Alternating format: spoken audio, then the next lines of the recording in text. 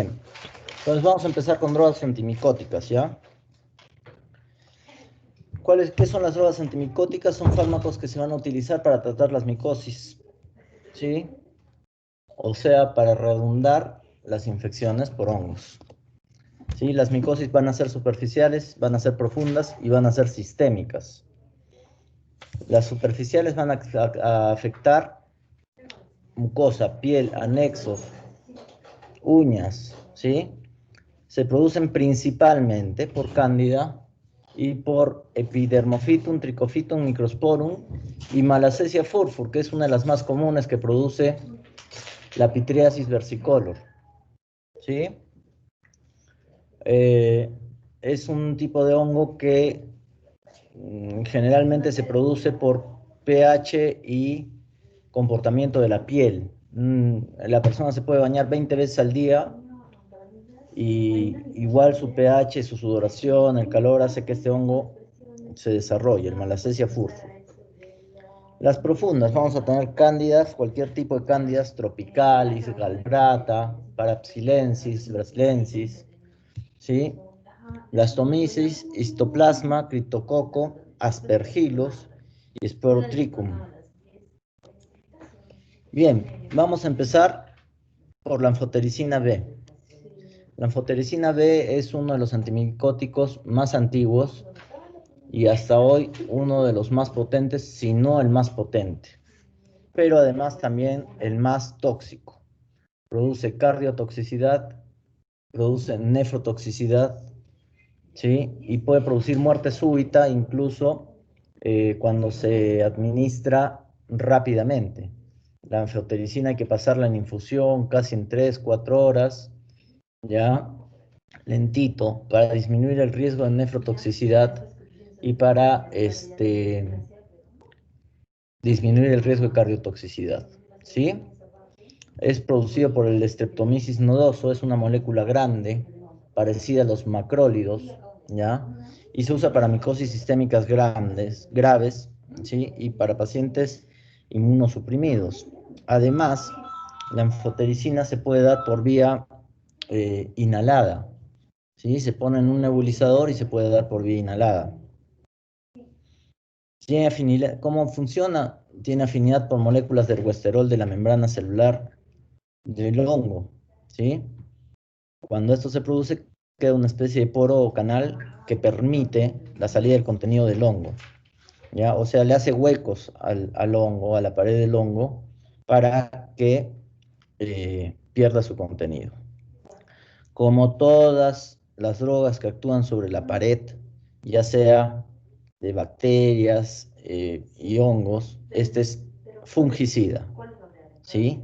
Y es por eso que es tan potente. El problema está en que el 30% llega a ser falla renal y en algunos casos más, ¿sí? La resistencia se produce porque el hongo fabrica menos cantidad de ergosterol, entonces la anfotericina no se une, ¿ya? No se va a absorber por vía oral, ¿sí? Es muy ionizada y es una molécula muy grande. Se da por vía endovenosa en infusión de 2 a 6 horas por el riesgo de cardiotoxicidad y nefrotoxicidad. No va a pasar la barrera hematoencefálica ni entra el ojo. Muchas veces la hemos dado por vía intratecal, ¿ya? Sí pasa la placenta, ¿ya? Entonces, cuando hay meningoencefalitis, se va a inyectar por líquido cefalorraquídeo. Hoy por hoy tenemos otras alternativas, ¿no? Entonces, esas alternativas hacen de que nosotros tengamos la posibilidad de no usar la anfotericina, ¿ya? Sin embargo, en algunas enfermedades, sí o sí hay que usarlo. ¿Cuáles son los efectos adversos? Va a tener toxicidad aguda, se presenta en casi todas las personas, ¿ya? ¿Y qué va a producir? Náuseas, vómitos, cefalea, ¿ya? Se debe dar en infusión lenta por eso, por la cardiotoxicidad, porque además disminuye el riesgo de falla renal, como en aminoglucósidos, como en colistina, que se tiene que pasar lentamente, ¿sí? Además, en la mayoría de pacientes se pasa 500 centímetros o 250 antes y después de administrar la anfotericina. Esto disminuye el riesgo de que nosotros podamos tener problemas de toxicidad. La nefrotoxicidad va a producir un daño a nivel glomerular y tubular, ¿ya? La glomerular aumenta la creatinina con baja función renal. El tubular va a dar una capacidad reducida para reabsorber potasio a estos pacientes y de hipocalemia. Ustedes tienen que pensar que hay 3 drogas principalmente que producen este tipo de toxicidad, de daño tubular. Otras drogas lo pueden presentar, pero principalmente estas 3 drogas, que son colistina, aminoglucósidos y anfotericina. Y una sola enfermedad predominantemente causa esto, ¿sí? Que es la leptospirosis, ¿sí? Entonces, si nosotros tenemos una falla renal con hipocalemia, ¿sí? Aumento de diuresis inicialmente, debemos pensar si es infecciosa en leptospirosis y si es por drogas en colistina, anfotericina y aminoglucósidos, ¿ya? Puede producir anemia por daño a la médula ósea, puede producir un efecto neurotóxico después de la administración intratecal, tromboflebitis en el sitio de administración, hipersensibilidad, ¿sí? Entonces, como ven, la anfotericina es un antimicótico de amplio espectro. Básicamente actúa sobre todos los hongos, ¿ya? Pero es demasiado nefrotóxico, demasiado. Bien, luego vamos a tener la nistatina. Es un antimicótico natural fabricado por el Streptococcus norcisei. Es más tóxico que la anfotericina, por lo que no se usa jamás por vía sistémica, ¿sí? Solo agarra Candida albicans, ¿ya? No se absorbe por vía oral, así que se convierte en un antifúngico de luz, ¿sí? Se usa para mucosas, para piel y para uñas. Como no se absorbe porque es muy ionizado y tiene moléculas muy grandes, ¿sí? Entonces se usa, por ejemplo, para la candidiasis esofágica oral en pacientes con VIH o en pacientes que consumen corticoides frecuentemente, ¿sí? Se usa como cremita en la piel o en las uñas, ¿ya? Como tratamiento coadyuvante. Y se usa en óvulos para la micosis vaginal. Luego tenemos la grisofulvina, que es de museo, que ya no se usa, ¿sí? Que era fabricada por el Penicillium griseofolvum, es fungistático, ¿sí? Afecta la síntesis de ácidos nucleicos, eh, impidiendo la polimerización de la tubulina, ¿ya? Entonces ya no se forman microtúbulos y no se puede multiplicar la célula, ¿ya? Se detiene ahí en metafase. No es eficaz cuando se aplica sobre la piel, solo se daba por vía sistémica, pero ya no se usa, ¿ya?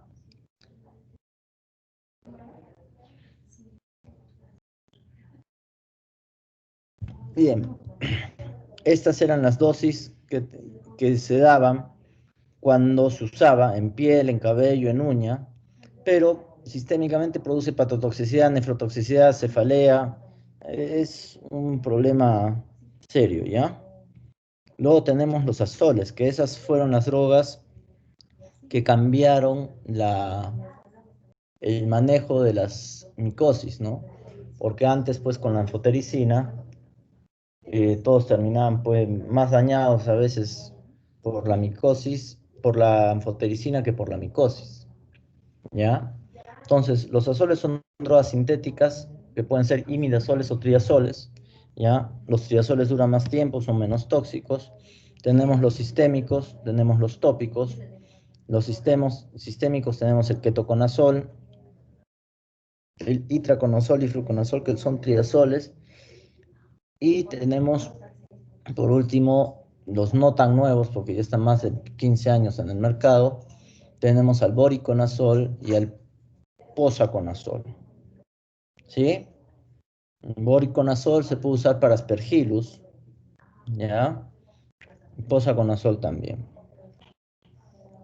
Los tópicos son todos imidazoles, ketoconazol, econazol, tioconazol, cotrimazol, son los que vienen generalmente en las cremas que usan frecuentemente ustedes, que recetan ustedes, ¿sí? Entonces, con estos, poco a poco hay que ir sabiendo cuál vamos a usar, ¿sí? Eso ya lo van a ver cuando hagan clínicas.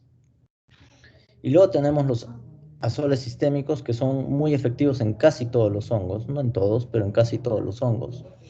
El mecanismo de acción va a inhibir la 14 alfa desmetilasa en la síntesis de ergosterol, ¿sí? Entonces se deja de acumular y se acumula el anosterol. Esto va a alterar la estructura de los fosfolípidos y también altera la permeabilidad de la membrana. ¿Ya? Tenemos el ketoconazol, se da por vía oral, los alimentos retardan su absorción, los gastroprotectores impiden su absorción, se liga un 85% a proteínas, no pasan para variar la barrera hematoencefálica, se metaboliza por la CYP3A4, que habíamos visto en farmacología 1, que era la isoenzima más común, ¿sí? No se debe dar con ciclosporina ni antihistamínicos de segunda generación. Sus efectos van a durar de 7 a 8 horas, ¿ya? Y se da cada 12 horas generalmente. La rifampicina lo metaboliza más rápido. Los efectos adversos: anorexia, náuseas, vómitos, rash, prurito, disminuye la síntesis de hormonas esteroideas, teratogénica, hepatotóxica, produce ginecomastia, disminuye la libido, justamente por lo mismo, son antiandrogénicos, ¿sí? Entonces hay que tener cuidado, porque cuando usamos ketoconazol por vía oral, es mucho tiempo. Por otro lado, ketoconazol también viene por vía tópica y en shampoos, ¿ya? Entonces, es importante tenerlo en cuenta porque sirve para varias enfermedades. Luego tenemos el itraconazol. Se absorbe bien por vía digestiva, ¿sí? También requiere que haya acidez gástrica para activarse. Sin embargo, a diferencia del ketoconazol, las comidas no van a alterar su absorción, tampoco pasa la barrera hematoencefálica, el 90% se liga a proteínas, se metaboliza en el hígado, pero el itraconazol se da una o dos veces al día también, ¿sí? Para aspergilosis pulmonar invasiva se usa cada 12 horas, ¿sí? Dos veces al día, pero ya ha dejado de ser la droga de elección. Antes era la droga de elección, era lo único que funcionaba más o menos, pero hoy por hoy han cambiado las cosas, ¿ya? Los efectos adversos van a ser anorexia, náusea, vómitos, aumenta los triglicéridos, erupción cutánea. El itraconazol no afecta la síntesis de hormonas esteroideas, ¿sí? Y poseen también un efecto teratogénico, como todos los imidazoles. Luego tenemos el fluconazol, que durante muchos años fue usado para tratar tópicamente, oralmente y endovenosamente, hoy, ¿sí? Algunas fungemias, ¿ya? Hoy por hoy ya no hay tópicos, solo se usa por vía oral o endovenoso. 12% se liga a proteínas para pasar la barrera hematoencefálica, así que esta droga ya no servía para tratar algunas fungemias y algunos hongos en el sistema nervioso central, ¿ya? El tiempo de vida es más o menos 30 horas, sea cada 24 horas. Los efectos adversos: náuseas, vómitos, teratogénico, erupciones cutáneas, ¿ya? Las indicaciones más comunes estaban en infecciones sistémicas por hongos, sobre todo para Candida albicans sensible, ¿sí? Hoy por hoy ha aumentado mucho la resistencia a la Candida, ¿ya? Pero sí, para Candida albicans sensible se usaba. Luego tenemos los azoles tópicos, se dan cremas, talcos, soluciones, lociones, casi siempre al 2%. La absorción es mínima, pero sí hay absorción, ¿ya? Pueden causar irritación local, alergia localizada donde se aplica, ¿ya? Y son muy eficaces para infecciones superficiales. Todos los tópicos, ¿ya? Luego vamos a tener el voriconazol, que también ya es un antifúngico de amplio espectro, se administra por vía oral y endovenosa, ¿ya? Eso también es bueno. porque en un paciente que ya va mejorando uno le puede cambiar a la vía oral, igual que el fluconazol. Se usa en aspergilosis invasiva y no está desplazando, ya desplazó a la anfotericina, ¿sí? Sin embargo, muchas veces de aspergilosis invasivas las tratamos con voriconazol y anfotericina a la vez, el voriconazol endovenoso y la anfotericina inhalada 3 veces al día, ¿ya? ¿Qué de beneficio sobre la anfotericina tiene el voriconazol? Es que pasa bien la barrera hematoencefálica, ¿ya? Entonces, se puede usar para tratar hongos en el sistema nervioso central. Se elimina por la citocromo prepa 450 y después de administrar el medicamento, aproximadamente 30 minutos después, aparecen trastornos visuales, visión borrosa o visión tubular, que luego cede, luego mejora, ¿ya? Es 30 minutos después. Y por último tenemos el posaconazol, que es un antimicótico aún más potente, ya puede agarrar cigomicetos y actuar en mucormicosis. Y casi tiene la misma potencia que la anfotericina B. La mucormicosis es una infección por hongos que es la más agresiva, ¿sí? Es producida por hongos del género Mucor, que tenemos al Rhizopus, al Mucor, y se da sobre todo en personas diabéticas o en pacientes oncológicos. Particularmente yo solo lo he visto en diabéticos y sobre todo en diabetes de Butt, ¿ya? O algunos pacientes con VIH, ¿sí? Y principalmente se produce en la vía aérea superior, fosas nasales, y va destruyendo y comiéndose literalmente de un día al otro el, el, el hueso y la piel, hasta que llega al cerebro y mata al paciente. Entonces, ante la sospecha de una mucormicosis, lo primero que hay que hacer es de una vez operar al paciente y empezar con el antibiótico. Y ese paciente generalmente tiene que entrar cada 12 horas, así como la indicación del antibiótico, del antimicótico, tiene que entrar cada 12 o 24 horas a sala de operaciones para sacar el tejido necrótico, ¿ya? Entonces el más potente es el posaconazol. Luego vamos a tener las equinacandinas, ¿ya? Ahí vamos a tener a la caspofungina, a la micafungina, anida la fungina. ¿Sí? Inhiben la síntesis del B13 glucano.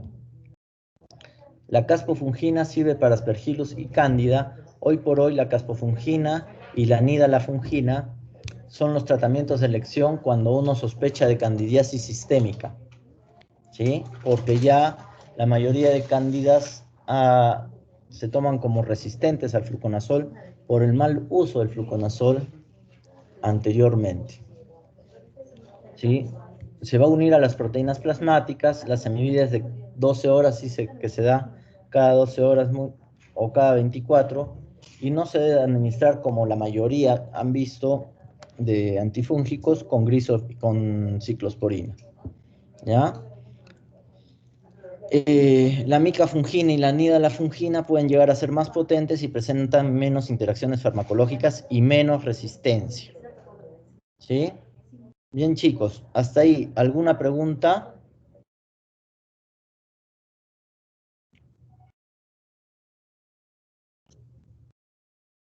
No, doctor. Bien, vamos a ir con antivirales, ¿ya?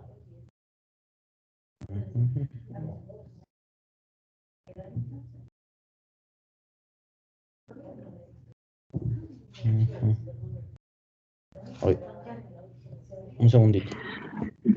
Doctor, buenas noches. Una pregunta acerca de antimicóticos. Dime. ¿Cuál sería el medicamento a tratar? Porque muchas veces se ha visto que hay resistencia al clotrimazol y al ketoconazol. ¿Cuál sería el siguiente fármaco a usar, según usted recomiende? ¿Según para qué? No todas las micosis son iguales. Entonces, ¿según Por para qué? ejemplo, una de las más usuales, como son la, la tiña pedis o lo que sería también la caspa. ¿Cuál sería el tratamiento a este? Ya. La tiña pedis la caspa, que es la tinea capitis, ¿no? La pityriasis versicolor. La tinea capitis son por Erythrodermophytum, Mycophytum. Lo que tienes que usar es tratamiento tópico, ¿sí? Que puede ser con ketoconazol, aunque sea resistente, y fluconazol oral, ¿ya? No vas a usar endovenoso para una tiña, pero sí oral, ¿ya?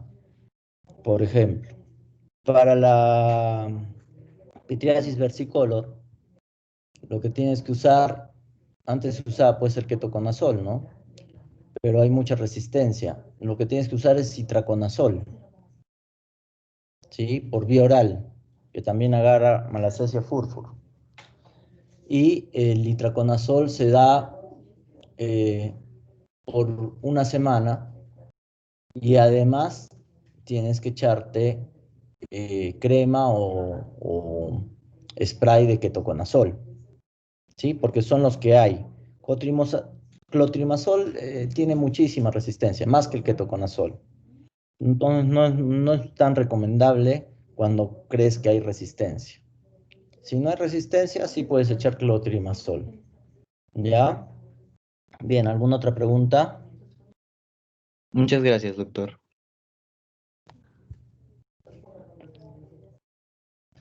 ¿Alguna otra pregunta, chicos?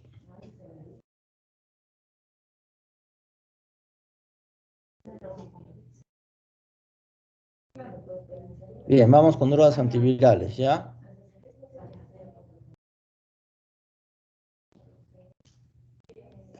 Se ve, ¿no? Sí, doctor.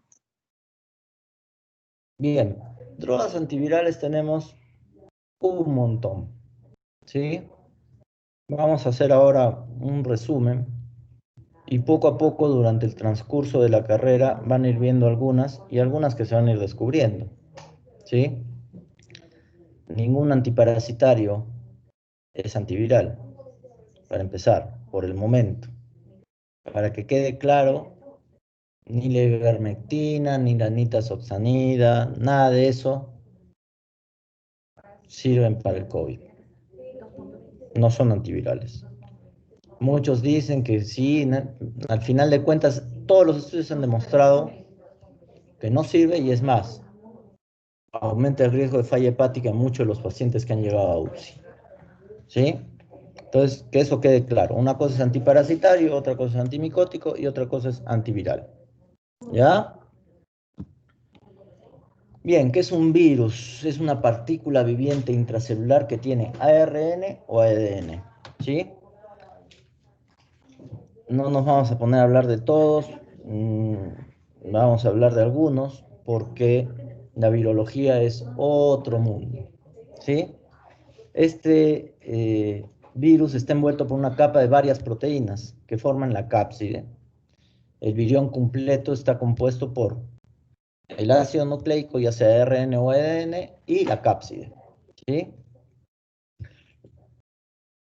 Los virus RNA tienen un RNA que actúa como DNA y ARN mensajero. El RNA va a actuar como las dos cosas, ¿ya?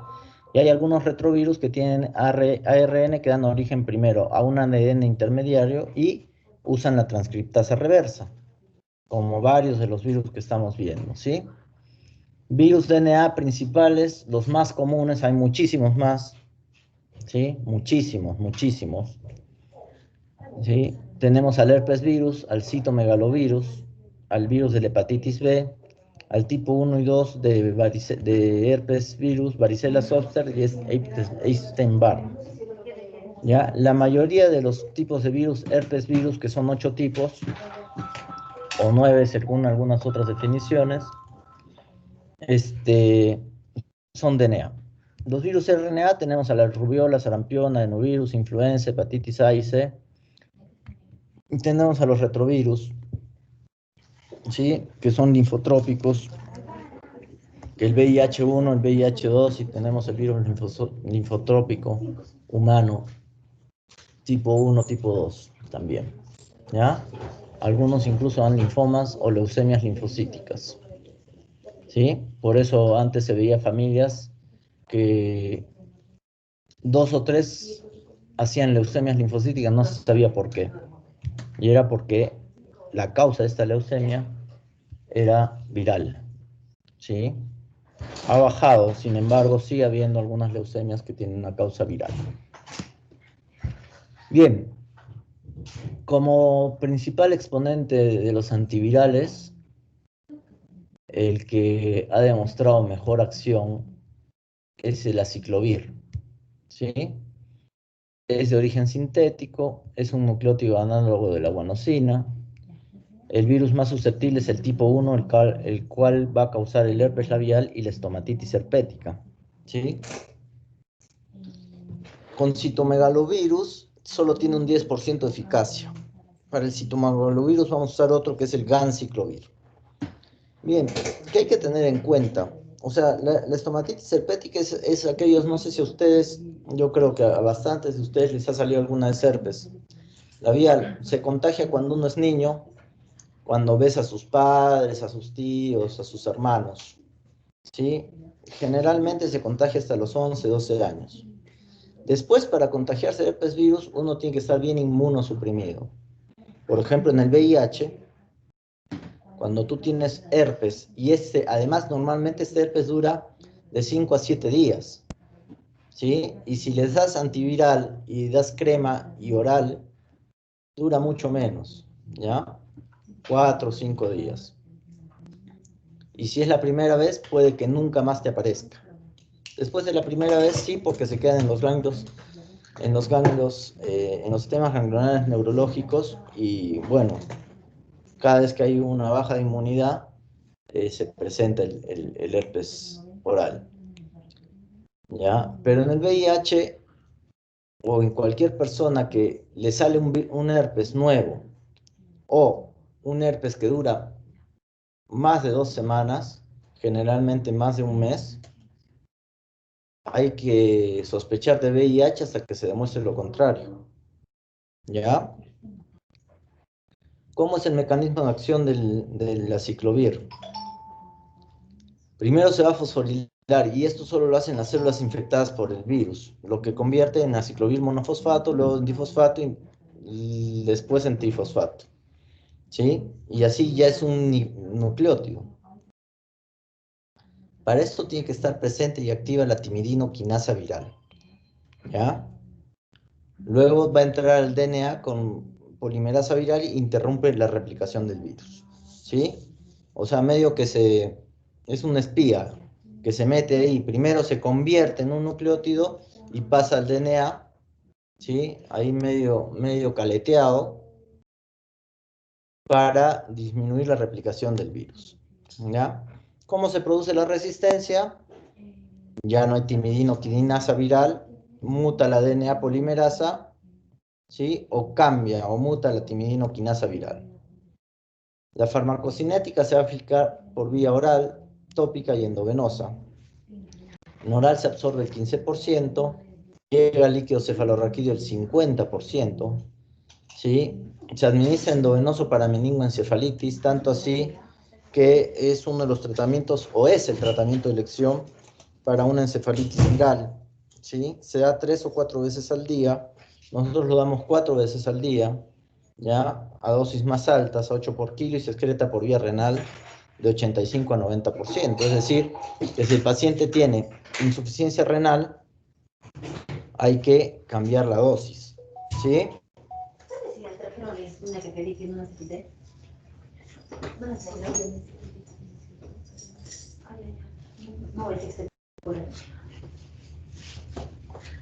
Un segundito, por favor.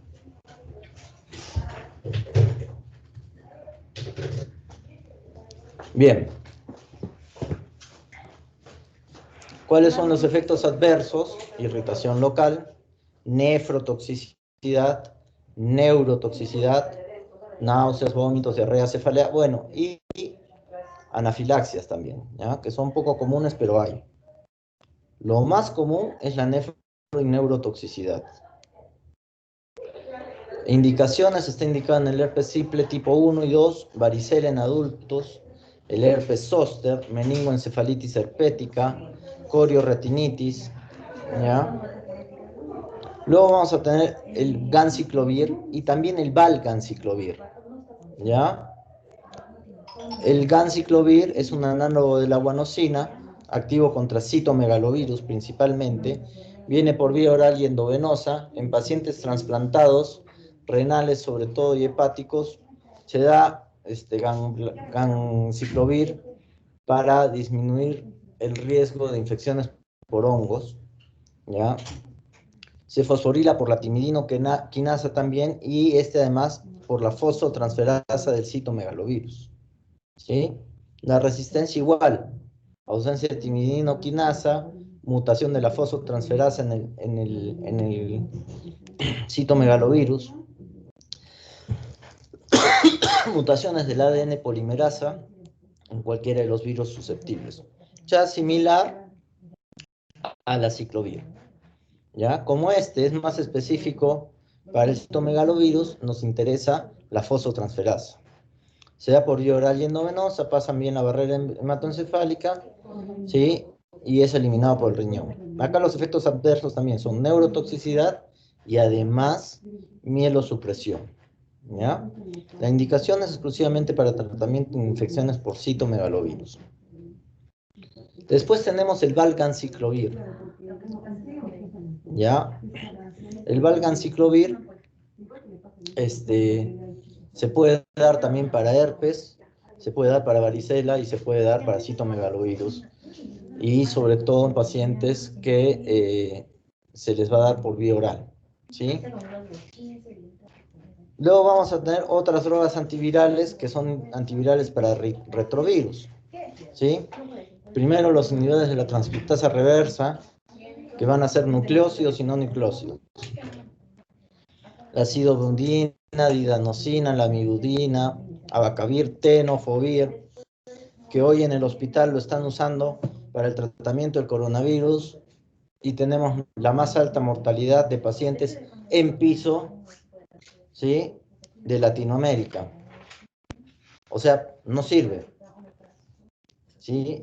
Cuando tengamos un virus nuevo, un germen nuevo, no hagamos sonceras como las que se están haciendo por miedo. Si nosotros tenemos las cosas claras, vamos a hacer lo que tenemos que hacer, ¿ya? Tenemos los no nucleócidos, efavirenz, nevirapina, etravirina, delaviriapina, ¿ya? Son análogos de la timidina, actúan contra HTLV1, VIH1 y 2. Inhiben la transcriptasa reversa después de haber pasado por la timidinoquinasa, ¿ya? Entonces son inhibidores de la transcriptasa reversa. La resistencia se da en las mutaciones de la transcriptasa reversa, que ya hay muchas, ¿sí? En las diferentes cepas de VIH, tipo 1, tipo 2, hay mucha resistencia a estas drogas, ¿ya? Los inhibidores de la transcriptasa reversa. Se da por vía oral, pasan la sangre, atraviesan la barrera hematoencefálica, llega al 60% de concentración de líquido cefalorraquídeo. Entonces, es importante en las etapas finales del SIDA porque las manifestaciones neurológicas allí son importantes, ¿ya? Se metaboliza en el hígado más del 85%. Hoy por hoy, ya existen mecanismos para revertir la etapa de SIDA, ¿sí?, en algunos pacientes. O sea, hay que diagnosticarlo muy bien, porque dando tratamiento puede revertir la situación, ¿ya? Los efectos adversos son todos estos. Acidosis láctica, para empezar, es una de las drogas que junto con el linezolid, junto con el propofol, pueden dar acidosis láctica, junto con la noradrenalina, junto con la metformina. Eso les voy a preguntar en el examen. ¿Cuál de las siguientes drogas produce acidosis láctica o cuál de las siguientes no produce acidosis láctica?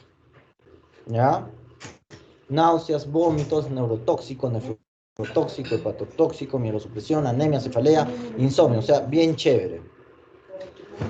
Y eso le estamos dando a nuestros pacientes con coronavirus. Luego tenemos los inhibidores de la proteasa que solo sirven para el VIH. ¿sí? La proteasa del VIH fragmenta una poliproteína llamada GAC-GAL en 4 a 5 fracciones, y estas actúan en la maduración hasta formar una cápside. Ustedes saben que solo formada la cápside el virus puede infectar otras células. Entonces lo que hace estas antivirales inhiben la proteasa. Y ahí tenemos ritonavir, saquinavir, indinavir, nelnifovir, lopinavir, fosaprenavir, faraponavir, durunavir, ¿sí? Que también se han usado para pacientes con coronavirus, algunos. No sirven, ¿no es cierto? ¿Cómo se da la resistencia? Mutación de la proteasa del VIH. Fácil, las resistencias se dan por mutaciones, ¿no es cierto? La farmacocinética, como todos los como todas las drogas para VIH, anti-VIH, se dan por vía oral, atraviesan la barrera hematoencefálica, se metaboliza en el hígado y llega también bien al líquido cefalorraquídeo, ¿ya? Con casi un 76% de concentración plasmática. Efectos adversos: resistencia a la insulina, hipertrigliceridemia, distrofia de la cara, lipodistrofia. Por eso los pacientes con VIH tienen la cara sin bola de Bichat, flaquita, es como si les hicieran una bichectomía, ¿ya? Hiperbilirrubinemia.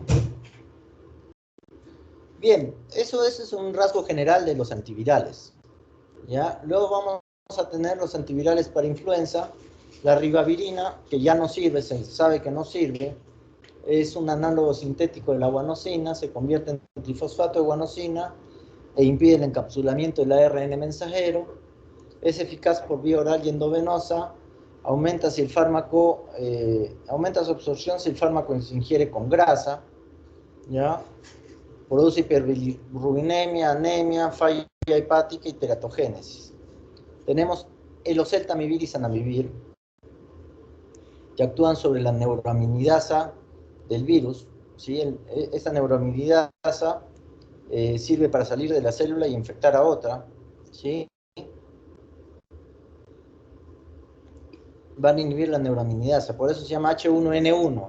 La N es hasta 7, ¿ya? Esa es la neuroaminidasa. Se da una tableta cada 12 horas por 7 días, se da por vía oral, tiene metabolismo hepático y excreción renal, ocasiona náuseas, vómitos, produce rash.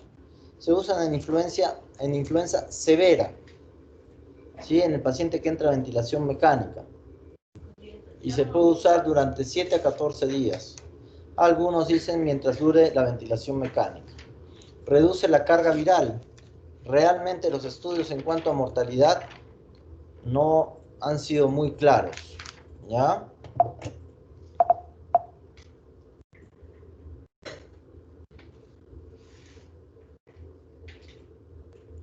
Bien, entonces, básicamente, hasta ahora estas son la mayoría de antivirales que usamos y que tenemos a la mano, ¿sí? Tenemos el Remdesivir, que se ha hecho para el coronavirus, que solo disminuye la carga viral, y en los estudios después no se ha demostrado realmente que sirva para reducir la mortalidad. Entonces hay que tener mucho cuidado, ¿ya? El coronavirus no se estudia desde hace un año.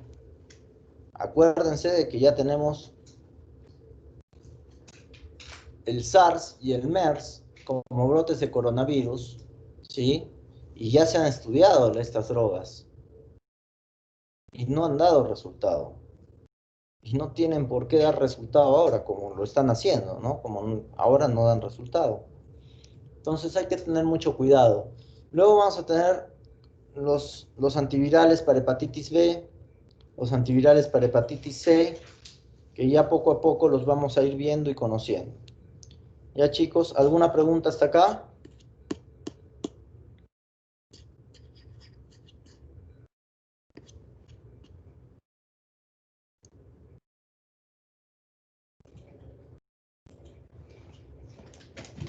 Chicos. No, doctor. Bien.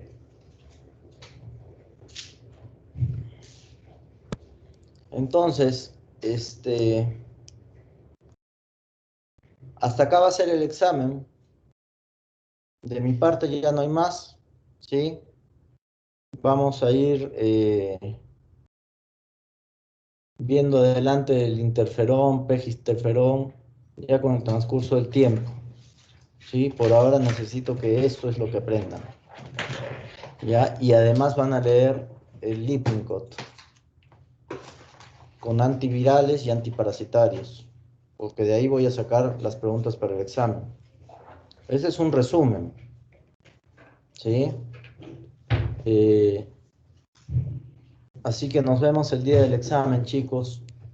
Espero que les vaya bien y cuídense porque ahora sí tengo chicos, no de su edad, pero sí ya tengo personas de 30, 35 años, 40 que están hasta el queso. ¿Sí? Entonces cuídense. Las UCIs están nuevamente llenas y ni siquiera estamos en el acme de la curva, estamos empezando. Y está peor que la